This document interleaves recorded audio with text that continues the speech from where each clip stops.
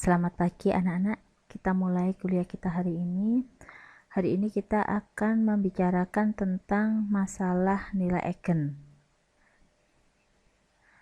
Jadi kalau kita punya matrik A yang berukuran N kali N, berarti matrik bujur sangkar, maka vektor yang bukan merupakan vektor 0 itu kita sebut sebagai vektor eigen A jika kita bisa dapatkan bahwa AX ini akan sama dengan lambda X, dengan lambdanya itu adalah bilangan real. Nah, lambda ini kita sebut sebagai nilai eigen dari matrik A. Nilai eigen itu bisa kita hitung dari solusi persamaan karakteristik determinan A min lambda I yang kita sama dengankan 0. Jadi Anda menentukan penyelesaian dari determinan A min lambda I disama dengankan 0. Nah, sedangkan yang kita sebut dengan vektor eigen itu adalah merupakan basis dari ruang solusi sistem persamaan linear homogen yang terbentuk dari A min lambda I dikalikan vektor X sama dengan vektor 0. Di mana lambdanya ini tidak lain adalah nilai eigen yang kita peroleh dari persamaan karakteristik di atas. Jadi kalau nanti kita punya nilai eigennya itu ada 2 gitu ya, berarti Anda akan melakukan 2 kali mencari basis dari ruang solusi ini untuk masing-masing lambda. Lambdanya disubstitusikan terlebih dahulu, kemudian kita mau menentukan vektor X yang bukan merupakan vektor 0 yang memenuhi dari atau yang menjadi solusi dari ruang solusi dari sistem persamaan homogen ini.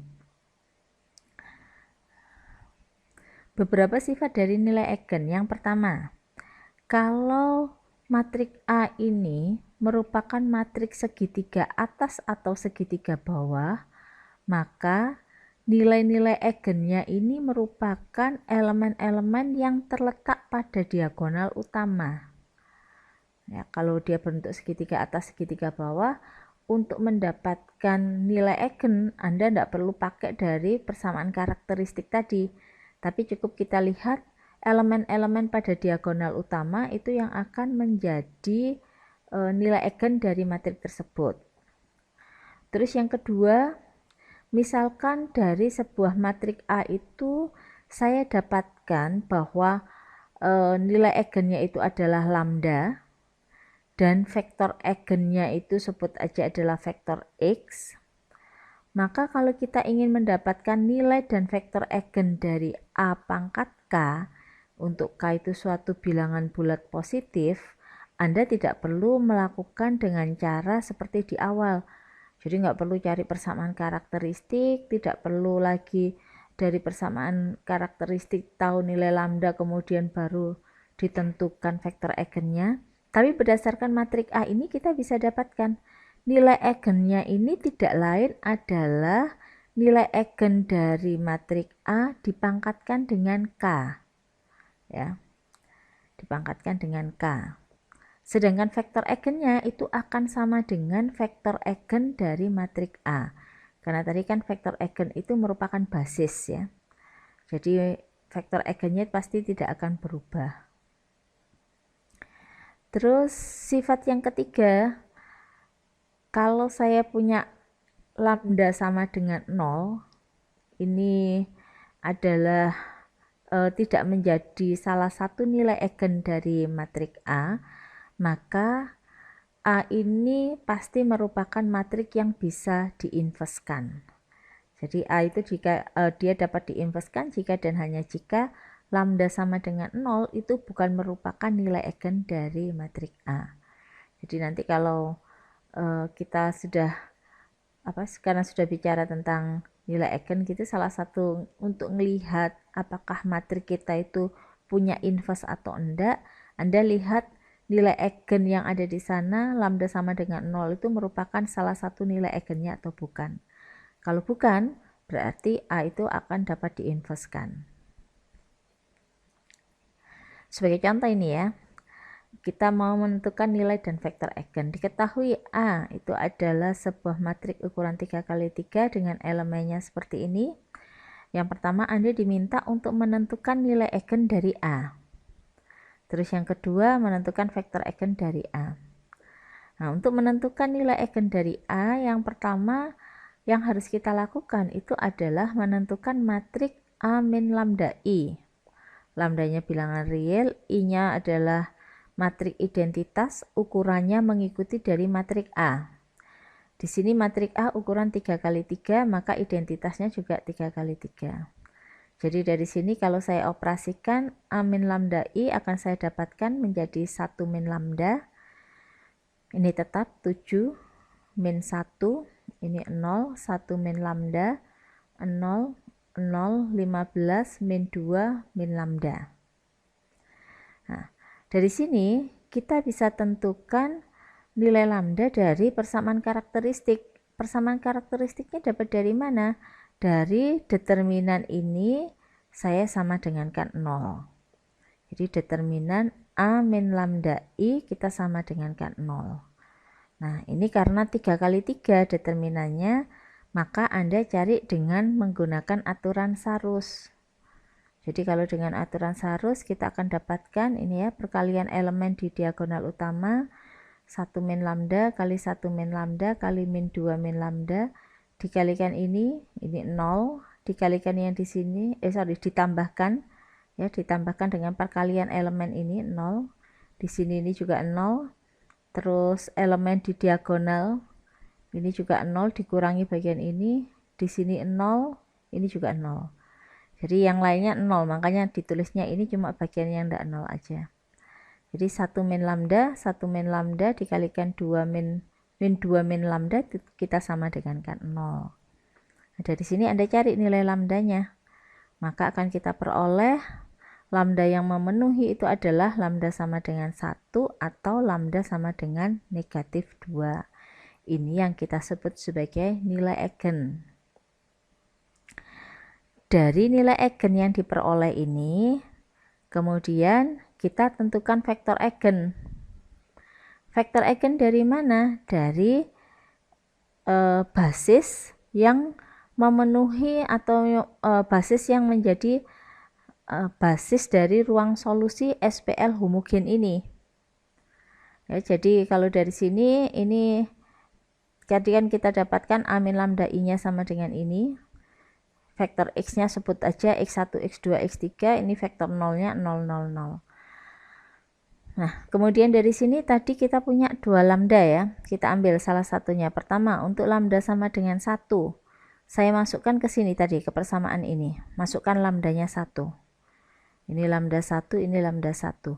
Sehingga persamaannya ini akan menjadi 0, 7 min 1, 0, 0, 0, 0, 15 min 3. Dikalikan ini. Tujuan kita adalah menentukan vektor X yang memenuhi dari persamaan homogen ini. Ya, yang menjadi solusi dari SPL homogen. Yang pasti nanti hasilnya vektor X itu bukan vektor 0. Kalau Anda dapatkan dia merupakan vektor 0, berarti ada yang keliru di situ. Kita coba ya cari ya, terserah nyarinya dengan apa ya, boleh substitusi eliminasi, boleh mau dengan gunakan cara lain juga nggak apa-apa. Saya coba menggunakan metode Gauss-Jordan. Nah ini kalau dengan Gauss-Jordan, hasilnya di OBE ini ketemu. Dari bagian MEBT, hasil yang terakhir ini, saya dapatkan di sini pada persamaan 1, saya peroleh X2-nya yang sama dengan 0. Dari baris yang kedua saya peroleh X3-nya yang sama dengan 0. Nanti dengan kondisi ini akan saya dapatkan bahwa X1-nya adalah sembarang bilangan real. Nah, bentuk solusi ini kita tuliskan dalam bentuk matriks. Jadi X1, X2, X3 saya tulis S00, S-nya saya keluarkan. Nah, ini akan menjadi basis dari ruang solusinya. Sehingga dari sini kita katakan untuk lambda sama dengan 1, vektor eigennya itu adalah 1, 0, 0. Ini yang dikatakan dengan vektor eigen. Berhenti sampai sini? Belum. Karena tadi kan vektor eigennya ada 2 ya. Lambda sama dengan 1 dan satunya lagi adalah lambda sama dengan negatif 2. Proses yang tadi kita ulangi lagi. Jadi proses yang tadi Anda ulangi lagi, cari A min lambda I kalikan X sama dengan 0, nanti masukkan lambdanya negatif 2, ini saya dapatkan. Nah, ini kita peroleh, kita cari solusinya. Terserah Anda dengan cara apa. Ini saya gunakan metode Gauss-Jordan, ketemu bentuk MEBT-nya seperti ini. Maka dari bentuk MEBT ini saya akan peroleh baris 1 itu bilang bahwa X1 dikurangi X3 sama dengan 0. Berarti X1 sama dengan X3. Di baris 2, X2-nya sama dengan 0. Nah, dari hasil ini kita akan tentukan solusinya. Ya, karena nilai X1 tergantung pada X3, maka X3 itu kita bisa nyatakan sebagai sembarang bilangan real. Jadi kalau dari sini saya bisa katakan X3-nya T, T-nya adalah bilangan real, X1-nya akan sama dengan T, dan X2-nya sama dengan 0. Maka solusinya kalau ini kita buat menjadi vektor yang merentang pada ruang solusinya, akan kita dapatkan vektornya adalah 1, 0, 1. Nah, ini yang kita sebut sebagai vektor eigen untuk lambda sama dengan negatif 2. Nah, kurang lebih seperti itu untuk menentukan nilai dan vektor eigen. Jadi nilai eigennya dicari dulu dari persamaan karakteristik, kemudian untuk setiap nilai eigen Anda tentukan vektor eigen, yaitu memasukkan lambda pada persamaan atau pada bentuk SPL homogennya ya, A min lambda I dikalikan X sama dengan vektor 0. Substitusikan lambdanya, cari basisnya dari ruang solusi tersebut. Itu yang akan kita sebut sebagai vektor eigen. Ya, nanti sebagai latihan Anda bisa coba kerjakan satu nomor ini ya. Jadi kalau dilihat ini berbentuk segitiga atas ya. Kalau berbentuk segitiga atas, untuk menentukan nilai eigen, Anda cukup lihat elemen-elemen pada diagonal utama ini saja. Jadi ini nanti akan ada 3 nilai eigen, yaitu lambda sama dengan negatif 1, lambda sama dengan 2, dan lambda sama dengan 3. Nanti untuk setiap lambda, Anda tentukan solusi dari A min lambda I dikalikan vektor X disama dengankan vektor 0. Substitusikan untuk setiap lambda. Ya, terus yang B nanti ini Anda bisa cari dengan menggunakan sifat dari nilai eigen yang di awal-awal tadi ya. Baik, saya lanjutkan masalah diagonalisasi. Jadi matrik A yang tadi ukurannya N kali N itu dikatakan dapat didiagonalisasi jika kita bisa dapatkan matrik P yang dapat diinverskan, sehingga P inverse dikalikan A dikalikan P itu akan menjadi matrik D. Matrik D ini merupakan matrik diagonal yang elemen diagonal utamanya itu adalah nilai eigen dari matrik A. Jadi nanti D-nya ini merupakan nilai eigen dari matrik diagonal, elemen di diagonalnya itu adalah nilai eigen dari matrik A. Dengan kondisi yang seperti ini kita katakan bahwa matrik P itu disebut mendiagonalkan A. Ya, kalau kita dapatkan kondisi ini, maka dua pernyataan ini akan ekivalen. Jadi A dapat didiagonalisasi itu maksudnya A itu akan memiliki n buah vektor eigen yang saling bebas linier. Ya, kalau A-nya ukuran n kali n. Jadi kalau A memiliki n vektor eigen yang saling bebas linier, artinya A dapat didiagonalisasi. Ini dua hal yang saling ekivalen. Bagaimana cara diagonalisasi? Jadi yang pertama, Anda menentukan vektor eigen yang bebas linier dari matrik A. Sebut aja P1, P2 sampai dengan Pn. Kemudian matrik P itu kita susun dengan P1, P2 sampai dengan Pn itu menjadi vektor kolomnya. Jadi nanti ini Anda susun sebagai vektor kolom dari matriks P. Nah, nanti kalau Anda hitung P inverse dikalikan A dikalikan P, itu pasti akan menjadi matriks diagonal, di mana elemen di diagonal utamanya lambda 1 itu merupakan nilai eigen dari vektor eigen P1 ini tadi. Jadi P1 ini tadi kan didapatkan saat Anda substitusikan nilai lambda gitu ya. Nah ini lambda 1 ini adalah nilai eigen yang berpandaan dengan vektor eigen P1. Lambda 2 itu adalah nilai eigen saat kita peroleh P2. Demikian seterusnya. Itu adalah matriks P. Nah, apakah semua matriks A itu bisa kita dapatkan matriks P-nya? Ya. Jadi ini kalau nanti kita punya vektor, sebut aja V1 sampai dengan Vk, itu adalah merupakan vektor eigen dari matriks A yang terkait masing-masing lambda, maka himpunan dari vektor-vektor eigen ini akan saling bebas linear. Ya, matriks A ini memiliki n buah nilai eigen yang berbeda, pasti dia dapat didiagonalisasi.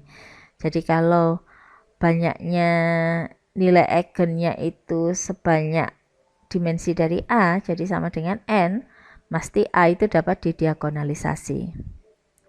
Ada yang tidak bisa didiagonalisasi? Ada. Nah, untuk lihatnya salah satunya dengan gini. Jadi misalkan aja saya punya lambda 0 itu ya sebagai nilai eigen dari A. Kita definisikan. Mg itu disebut sebagai multiplisitas geometri dari lambda 0.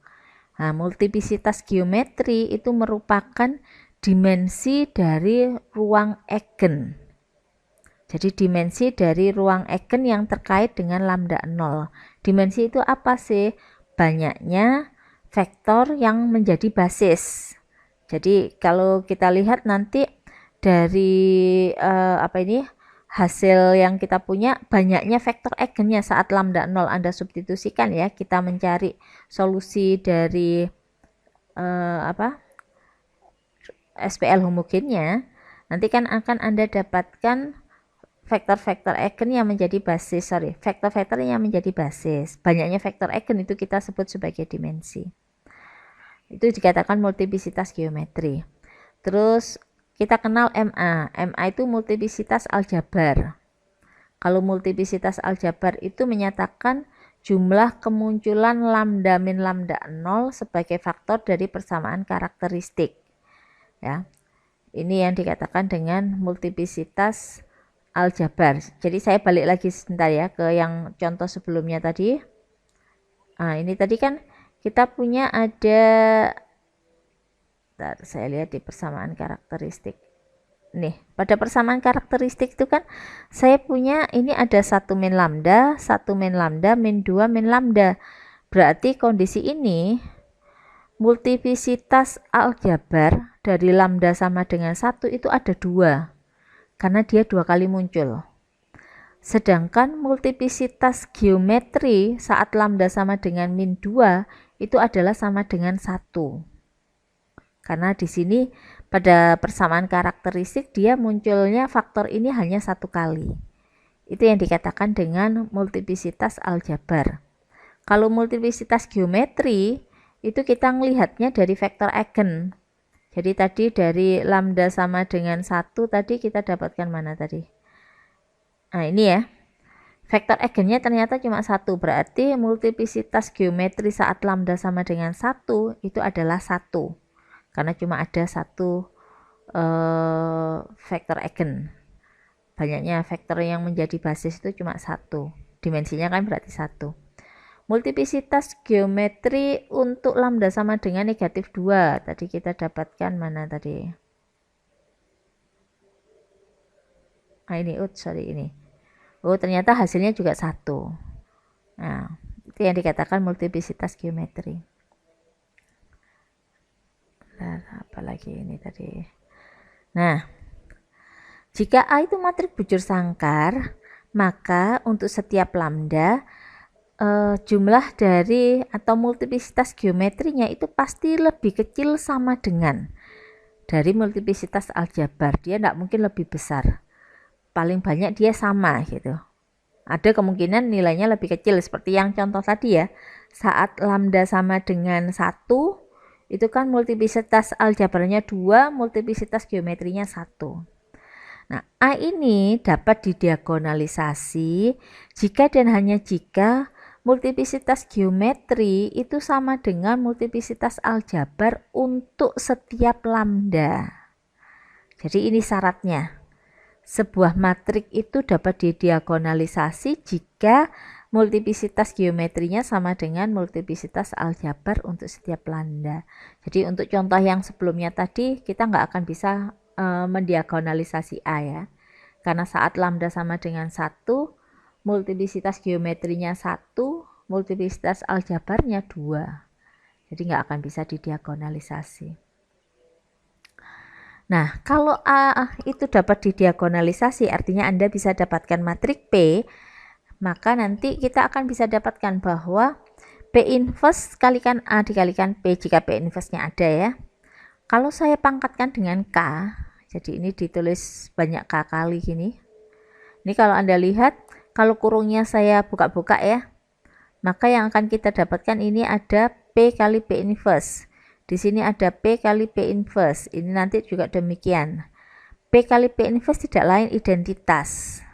Ini juga identitas. Matrik kalau dikalikan dengan identitas, maka dia akan menjadi dirinya sendiri. Nah, jadi nanti ternyata P inverse dikalikan A dikalikan P dipangkatkan K itu akan sama dengan P inverse dikalikan A pangkat K dikalikan dengan P. Ya, karena tadi kan yang di tengah-tengahnya jadi identitas semua ya. Nah, dengan kondisi yang ini tadi kan kita ketahui bahwa P inverse A pangkat A kali P itu sama dengan matrik diagonal. Maka ini kalau saya pangkatkan K, ini menjadi D pangkat K. Nah, dengan kondisi yang ini tadi kan sudah kita lihat ya, hasilnya kan P inverse A pangkat K dikalikan dengan P. Jadi dengan kondisi ini saya bisa peroleh bahwa A pangkat K itu saya bisa hitung dari P dikalikan D pangkat K dikalikan dengan P inverse. Jadi kalau kita bisa dapatkan bahwa A itu adalah matrik yang dapat didiagonalisasi, maka untuk menghitung A pangkat K, Anda bisa menggunakan rumusan ini. Apa Bu? Istimewanya ini kan ya sama aja ada perkalian. Anda tidak perlu mengalihkan banyak matrik kalau di sini. Jadi kalau saya punya A pangkat 20 gitu ya, Anda nggak perlu mengalihkan A kali A kali A kali A sebanyak 20 kali, tapi cukup dari mengalihkan P kali D pangkat K dikalikan dengan P inverse. Ini matrik diagonal. Jadi kalau saya punya D pangkat 10 gitu ya, cukup elemen di diagonal utamanya saja yang kita kalikan 10, karena dia matrik diagonal. Oke, sebagai contoh ini ya. Diketahui A itu adalah sebuah matrik yang seperti ini. Kita mau lihat apakah A itu nanti bisa didiagonalisasikan, dalam artian Anda bisa menemukan matrik P yang mendiagonalkan A. Jika kita dapatkan ini, tentukan matrik diagonalnya. Kalau ini sudah dapat, Anda diminta untuk menghitung A pangkat 10. Nah, kita coba dulu ya. Yang A ini berarti Anda harus mencari nilai dan vektor eigen dari matrik A ya untuk mendapatkan matrik P. Ini adalah bentuk A min lambda I-nya. Persamaan karakteristiknya, kita cari determinan A min lambda I disama dengan K0. Anda cari. Ini kita kali-kalikan, hitung determinannya dengan sarus.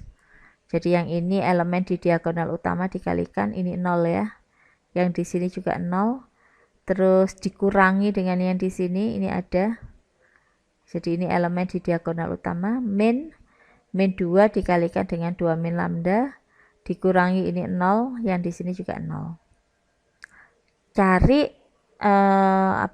faktor-faktor dari persamaan seperti ini. Nah, ini kalau saya sih, karena kita mau cari faktor, ini ada yang sama, ini saya keluarkan dulu. Jadi kan saya tinggal punya ini ya. Ini Anda kali-kalikan, kita akan dapatkan lambda kuadrat min 3 lambda plus 2.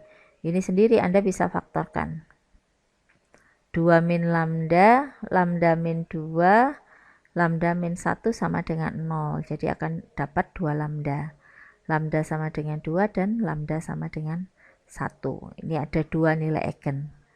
Sekarang kita cek satu persatu. Saat lambda sama dengan 2, vektor eigennya ini kan a min lambda i kali x sama dengan 0. Ini tadi a min lambda i nya. Saya masukkan untuk lambda sama dengan 2. Substitusikan ke sini. Ini 2. Ini nanti jadinya min 2, ini 0, ini jadinya 1. Ini ya, jadi bentuknya. Cari solusinya. Dengan cara apa? Terserah Anda. Saya pakai dengan Gauss-Jordan aja. Ini ketemunya. Sehingga dari sini akan saya dapatkan bahwa x1 plus x3 itu sama dengan 0, x2-nya itu sembarang bilangan real. Ya, jadi x1 sama dengan min x3. Jadi untuk dapat solusinya, kalau x3-nya itu sebut aja bilangan real sembarang, maka x1-nya akan sama dengan, sebut aja t ya di sini ya, x1-nya sama dengan min t. Nah, kalau x2 itu juga bilangan real sembarang, tapi kan ini enggak boleh, enggak ada ungkapan bahwa x3 dan x2 itu harus sama, makanya Anda pakai notasi yang berbeda. Kalau tadi di sini sudah S, berarti di sini jangan S lagi, pakai yang lainnya. Nah, sehingga solusinya akan kita dapatkan seperti ini. Ya, ini kayak kemarin ya, cari vektor yang merentang pada ruang solusinya. Sehingga di sini saya dapatkan dua buah vektor ini. Nanti kalau Anda uji, dua buah vektor ini akan saling bebas linier. Nah, vektor-vektor ini yang kita sebut sebagai vektor eigen untuk lambda sama dengan 2. Jadi ada dua vektor. Vektor eigennya untuk lambda sama dengan 2. Ya, P1 dan P2. Terus kita cari lagi untuk lambda sama dengan 1. Caranya sama tadi ya, a min lambda i, x sama dengan 0. Masukkan nanti lambda sama dengan 1 di sini. Dapat, kemudian Anda coba selesaikan. Cari solusinya. Saya pakai Gauss-Jordan, ketemu seperti ini. Maka solusinya saya dapatkan dari persamaan 1 itu x1 plus 2x3 sama dengan 0, atau dengan kata lain x1 sama dengan min 2x3. Dari baris kedua saya punya x2 min x3 sama dengan 0, berarti x2 sama dengan x3. Kalau x3 nya saya ambil sembarang bilangan real, x1 ketemunya min 2t dan x2 nya sama dengan t. Jadi vektor yang merentang pada ruang solusinya adalah min 2, 1, 1. Ini yang menjadi vektor eigen. Sebut aja sebagai P3. Nah, karena jumlah vektor eigennya itu sudah 3, sesuai dengan ukuran A, maka A itu dapat didiagonalisasi. Maka Anda bisa dapatkan matrik P. Matrik P itu kita susun dari vektor-vektor eigen yang ada tadi. Jadi ini tadi yang P1, ini adalah P2, yang di sini adalah P3. Itu adalah matrik P. Kalau kita ingin menentukan matrik diagonal D dari rumusan P inverse A kali P, Anda cukup lihat tadi saat dapat vektor eigen ini, itu kita peroleh saat lambdanya berapa? Oh, saat lambdanya adalah sama dengan 2. Maka elemen di diagonal utama pada kolom 1 itu adalah 2. Terus P2 ini tadi kita peroleh saat lambdanya sama dengan 2. Berarti di sini juga dia 2. Dan P3 ini kita peroleh saat lambda sama dengan 1. Maka elemen di diagonal utama pada kolom 3 itu adalah sama dengan 1. Ya, kalau Anda mau coba cek silakan ya. Jadi cari P inverse dulu, kemudian Anda kalikan P inverse dikalikan A dikalikan P. Hasilnya pasti gini. Kalau kita sudah dapat P, Sudah dapatkan matriks diagonal, maka untuk menjawab yang bagian C, menghitung A pangkat 10, kita bisa gunakan dari rumusan P dikalikan D pangkat 10 dikalikan dengan B inverse. Nah, di sini menurut saya jauh lebih mudah daripada kita mengalihkan 10 kali ini ya. D pangkat 10 itu kan ini tadi D-nya. Pangkat 10 berarti elemen di diagonal utama dikalikan 10, dipangkatkan 10 semua. Hasilnya ini. B inverse Anda silakan cari. Nah, dari mana? Ya, dari yang sudah kita pelajari yang lalu, bisa menggunakan seperdeterminan kali adjoin, bisa juga menggunakan dengan OBE. Jadi membuat matrik yang A dengan identitas di OBE itu ya, bisa dari itu. Nanti silakan dicoba lagi ini. Kalau ini sudah dapat, maka A pangkat 10 Anda tinggal kali-kalikan. Nah, ini karena ada 3 matrik mengalihkannya, maka Anda harus melakukan 2 kali proses ya, dikalikan 22 maksudnya. Boleh 2 yang di depan dulu diselesaikan, baru dikalikan dengan yang belakang, atau 2 yang belakang ini Anda kali-kalikan dulu, kemudian depan dikalikan dengan hasil perkalian 2 yang belakang. Terserah, hasilnya nanti pasti sama. Kita coba dengan cara saya kalikan 2 yang depan dulu ya.